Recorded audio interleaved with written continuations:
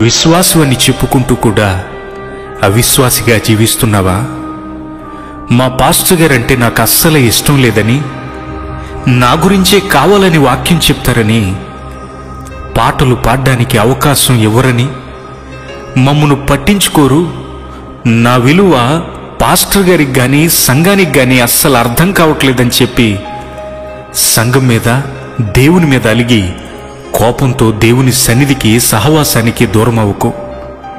ఎందుకంటే దినములు చెడ్డవి గనుక సమయమును పోనీయక సద్వినియోగం చేసుకుని అజ్ఞానుల వలె కాక జ్ఞానుల వలె నడుచుకొనుడని దేవుని వాక్యం తెలియపరుస్తూ ఉంది. దేవుడు నీ యథార్థతను బట్టి, నీ విశ్వాసమును బట్టి నీకు ఫలం ఇస్తాడు. కాబట్టి దేని చేతనైనను ఎవరిని బట్టి కూడా నీవు దేవుని సన్నిధికి దూరం కాకుండా దేవుని సన్నిధిలో నీ మట్టుకు నీవు నమ్మకముగా ఉండు. దేవుడు నిన్ను ఆశీర్వదిస్తాడు.